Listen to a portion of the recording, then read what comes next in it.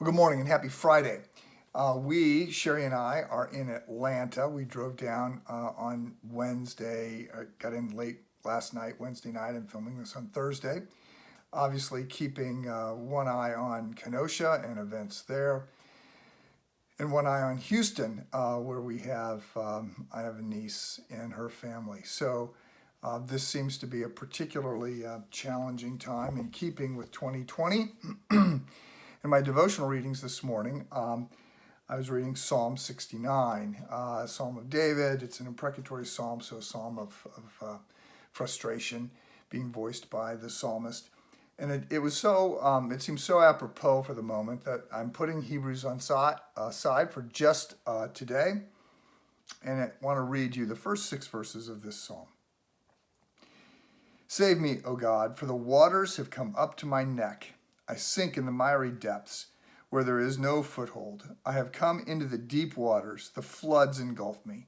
I'm worn out from calling for help. My throat is parched. My eyes fail, looking for my God. Those who hate me without reason outnumber the hairs of my head. Many are my enemies without cause, those who seek to destroy me. I'm forced to restore what I did not steal. You, God, know my folly. My guilt is not hidden from you.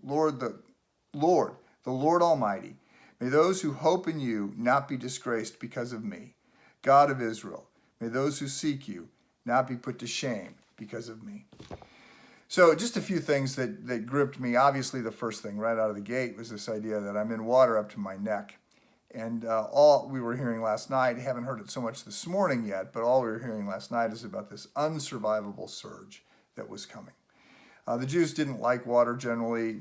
Looked at this with Joshua. They don't know how to swim at many points in the Old Testament. So water is considered a sign of trouble.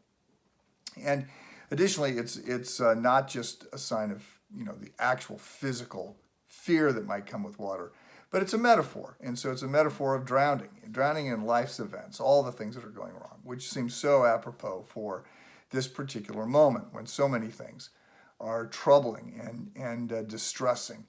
And so we want to say, enough already, stop. Let me try and fix the current things that are broken in the world and in my life before more things come our way. In this case, David is particularly overwhelmed with slander. So he's frustrated. He has people that hate him without cause.